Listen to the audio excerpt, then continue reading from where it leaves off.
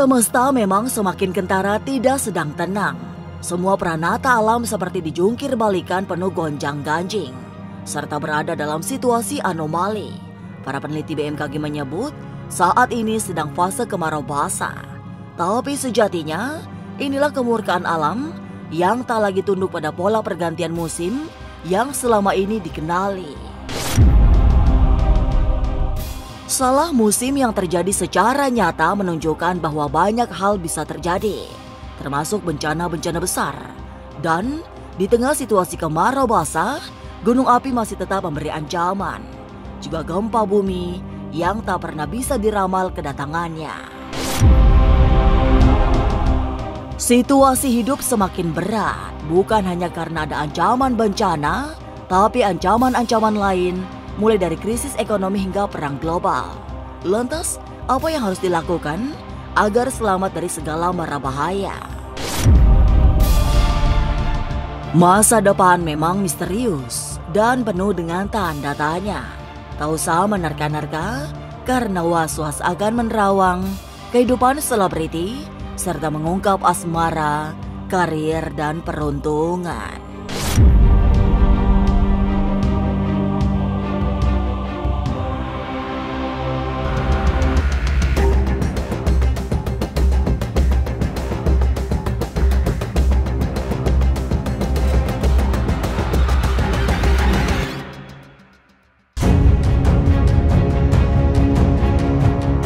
Bumi memasuki episode goro-goro. Semesta diguncang gonjang-ganjing, langit kelap-kelip, lindu sehari berkali-kali. Gunung meledos, banjir melanda tanpa bisa dinyana. Gambaran alam yang meradang terasa sangat menakutkan karena salah musim terjadi secara ekstrim. Para peneliti BMKG menyebutnya sebagai kemarau basah karena hujan tetap deras di saat sedang kemarau. Tapi Paranormal Kiriman Sancang mengatakan hal ini adalah fenomena yang di luar kebiasaan dan harus diwaspadai. Hujan di musim kemarau merupakan pertanda tidak baik sehingga tidak boleh dianggap sebagai sesuatu yang alamiah semata. Banjir bandang di musim kering adalah sasmita paling tragis yang memaksa hati-hati. Banjir bandang, banjir yang dimana ini terjadi karena curah hujan yang nantinya tiba-tiba muncul dan sangat tinggi, dan hal itu tidak terkendali oleh pemerintah sehingga munculnya banjir yang lumayan yang terjadi di lingkungan kita, khususnya di tahun 2025 ini. Ya, fenomena yang akan terjadi di tahun 2025 ini khususnya pada fenomena bencana alam, tentunya hal ini sudah diteliti oleh BMKG ya, adanya hal-hal yang di luar nalar dan tidak terduga oleh BMKG, sehingga akhirnya dari penelitian ini muncullah spekulasi bahwasanya tahun 2025 ini akan muncul bencana yang tidak terduga. Ya, itu penelitian secara zahir. Tentunya kita dan saya sebagai praktisi paranormal melihat dari sisi pandangan mata batin.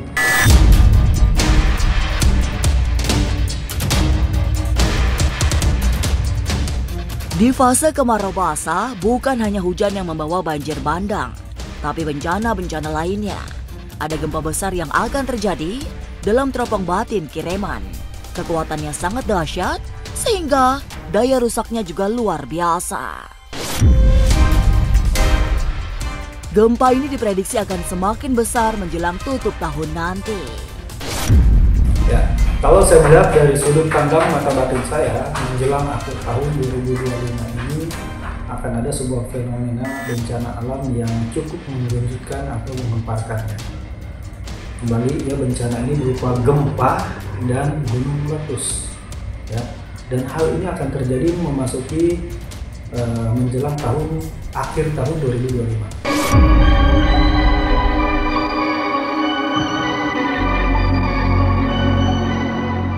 Segala rupa bencana yang mengancam Indonesia sejatinya bukan semata karena semesta yang sedang meradang. Malapetaka dalam pandangan mata batin Kiriman lebih disebabkan sebagai pesan bahwa alam memasuki situasi tidak berada dalam kendali. Kemurkaan alam terutama dipicu oleh praktek-praktek tidak baik yang dilakukan umat manusia. Akibatnya, para penjaga alam semesta ikut menunjukkan kemarahannya. Sebenarnya bencana yang terjadi di tahun 2025 ini khususnya di Indonesia bukan hanya sekedar karena fenomena alam dan lain-lain, tetapi ada unsur-unsur kemarahan dari sosok-sosok penjaga gaib yang ada di daerah kita. Ya, mengapa hal ini terjadi? Itu sudah sangat jelas, mereka marah atas perilaku dan kezaliman yang terjadi di sekitar kita. Sehingga dari kemarahannya ini memunculkan sebuah murka yang mengakibatkan munculnya bencana alam di Indonesia, khususnya di lingkungan kita. Ya, artinya bencana yang terjadi di Indonesia ini tahun 2025 secara pandangan mata batin saya itu ada unsur kemarahan atau murka dari sosok penjaga gaib yang ada di Pulau Jawa.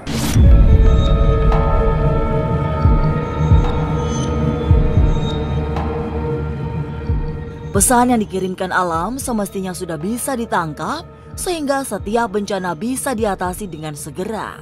Tapi rupanya ketamakan membuat kepekaan terhadap sasmita alam menjadi tumpul. Kita selalu gagal meraba pertanda alam yang sesungguhnya sangat mudah dibaca. Akibatnya, semua bencana dihadapi dengan gagap tanpa ada antisipasi berarti. Ya, sebenarnya kalau kita lebih peka melihat kondisi alam, ya, alam itu sudah beberapa kali dan sangat sering memberi sebuah kode-kode ancaman akan adanya bencana. Tetapi lengahnya kita sebagai manusia menganggap itu hal biasa, menganggap itu hanya fenomena alam biasa, padahal banyak kejanggalan yang sudah terjadi di sekitar kita yang memang menunjukkan bahwasanya kita ini sudah diberi kode-kode akan adanya bencana alam, tetapi manusia ini kurang adanya eling dan waspada.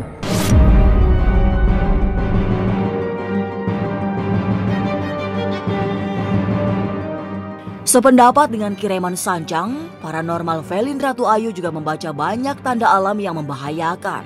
Gunung meletus adalah salah satu yang harus terus diwaspadai karena bisa mengakibatkan bencana yang berbahaya. Akan ada beberapa gunung berapi yang erupsi secara bersama-sama dengan kekuatan sangat besar. Intensitas erupsinya juga berkali-kali dengan durasi lebih panjang. Daerah-daerah di Pulau Jawa yang memiliki gunung api harus hati-hati, sebab gunung-gunung aktif mulai dari Jawa Barat, Jawa Tengah, dan Jawa Timur akan beraksi. Di sini akan ada beberapa daerah yang akan berdampak kepada lahar api tersebut, bahkan juga akan diselimuti dengan kabut ataupun asap tebal ya.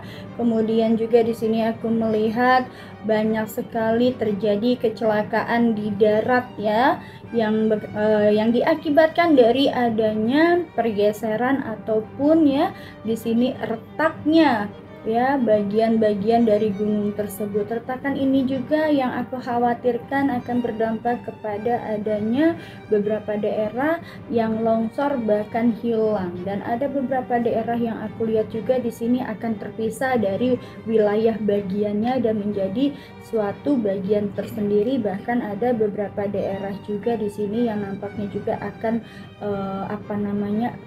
longsor bahkan hilang, dan itu akan berdampak banyak sekali terjadi di daerah Jawa Barat, Jawa Timur, dan juga di sini Jawa Tengah, dan juga akan didominasi di wilayah bagian Sumatera, Aceh ya, Aceh itu masuk Sumatera juga, Sulawesi, dan juga di sini aku melihat daerah Nusa Tenggara termasuk di wilayah bagian Bali.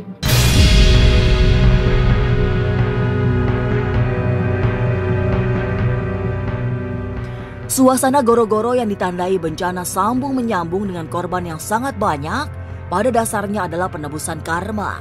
Velin Ratu Ayu percaya itu karena tahun ini memang menjadi tahun penunaian karma. Lebih dari semua itu, tahun ini juga genap 500 tahun sejak Eyang Sabdo Palon berucap akan menagih janji. Aku sambungkan dengan sejarah di masa lalu bangsa kita alias Pulau Jawa ya.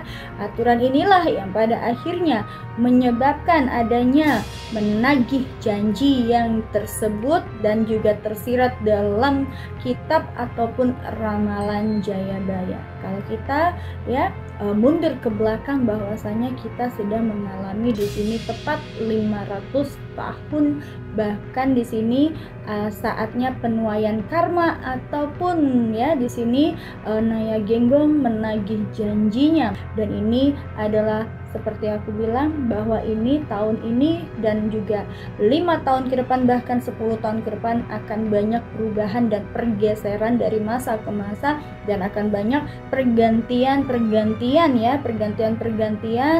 peradaban ya, dari peradaban zaman sekarang menuju peradaban yang lebih teknologinya canggih lagi. Bahkan peradaban yang canggih ini akan menggerus dan menghancurkan manusia itu sendiri, karena akan digantikan dengan peradaban baru yang lebih robotik.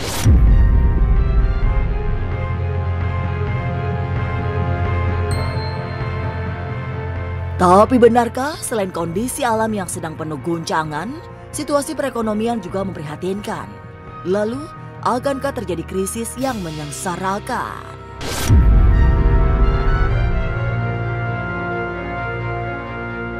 Jangan lupa saksikan Was-Was setiap Senin, Rabu, dan Sabtu. Jangan lupa komen, like, and subscribe. Saya Uya Kuya, penonton Was-Was.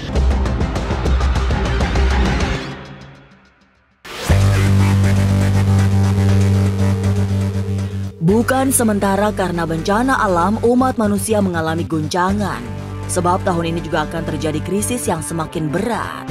Tanda-tandanya sudah terlihat sejak awal tahun lalu dan akan semakin menjerat di penghujung tahun ini.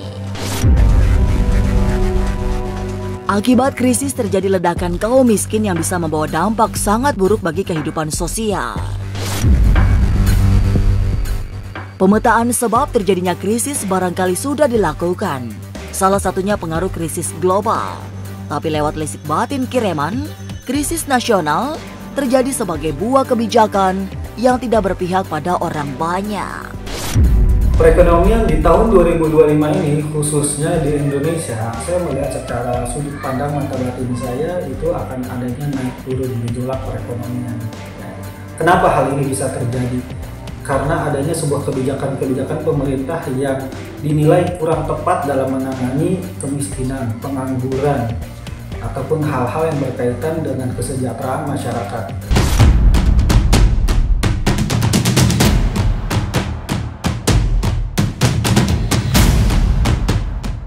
Kondisi perekonomian yang semakin mencekik leher rakyat juga bisa dibaca Velin Ratu Ayu. Tapi Velin menyebut, krisis tidak hanya terjadi di bidang ekonomi, karena banyak bidang lain yang juga mengalami situasi turbulensi. Buah yang dihasilkan dari krisis di segala sisi adalah kemiskinan yang merata. Akan banyak sekali yang miskin jadi miskin, yang kaya juga akan mengalami kerugian besar. Kita sedang di fase saat ini adalah fasenya peralihan perekonomian atau kehancuran perekonomian, dan kita sudah tanpa terasa kita itu sekarang sedang perekonomian di Indonesia khususnya sedang mengalami krisis, tapi memang tidak nampak, tapi itu akan terjadi. Ini prosesnya dari sekarang, bahkan sampai 2-3 tahun ke depan itu kita akan mengalami krisis global dalam ekonomi, bukan hanya berdampak pada Indonesia tapi juga negara-negara lainnya ya, karena memang di sini kalau aku lihat sudah ada dan pertanda adanya one order, alias ada beberapa elit politik yang sudah merencanakan ini.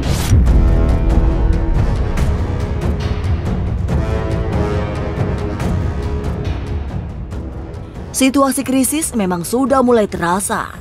Saat ini bukan hanya jumlah orang miskin yang bertambah, tapi juga dampak-dampak sosial yang nyata terlihat.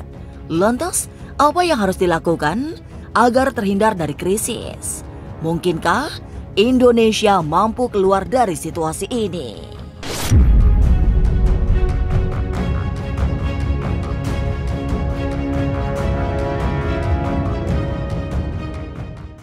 Jangan lupa saksikan Was-Was setiap Senin, Rabu, dan Sabtu. Jangan lupa komen, like, and subscribe. Saya Uya Kuya, penonton Was-Was.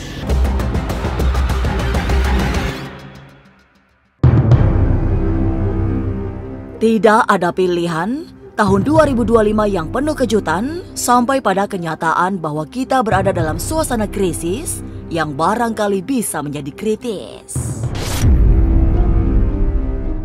Cara terbaik menghadapi situasi yang berat ini adalah selalu memperbaiki diri, termasuk beradaptasi dengan segala keterbatasan, atur keuangan agar bisa tetap bertahan hidup, serta yang paling penting, kreatif dan produktif. Tetap bisa produktif dengan kondisi saat ini yang kurang stabil, baik dari sisi perekonomiannya ataupun dari sisi kebijakan pemerintah yang kadang suka nyeleneh. Untuk bisa bertahan di tahun 2025 ini, baik dari sisi ekonomi ataupun lainnya, ya yang pertama itu adalah upgrade skill, ya, tingkatkan skill dan potensi yang sudah kita punya, manajemen keuangan kita lebih baik lagi, ya. Kurangi pengeluaran hal-hal yang sifatnya keinginan, tapi fokuskan pada hal-hal yang sifatnya kebutuhan. Apa yang kita dapatkan dari hasil itu kita tabung ataupun kita tingkatkan skill kita. Karena dengan meningkatkan skill kita, tentunya itu akan meningkatkan produktivitas kita dan tentunya akan banyak penghasilan ataupun keuntungan yang akan kita dapatkan. Dan kita akan bisa bertahan di tahun 2025 ini.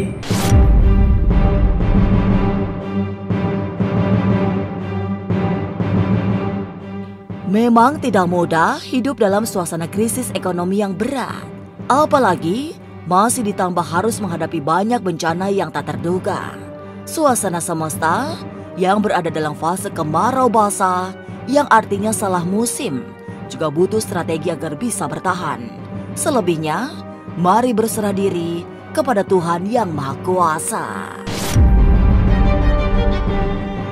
Pemirsa, saksikan terus Was-Was yang akan meneropong kehidupan sejumlah selebriti, tentunya hanya di YouTube channel. Dan pastikan untuk subscribe, share, komen, dan like, karena Anda patut was-was sebelum menyaksikan Was-Was.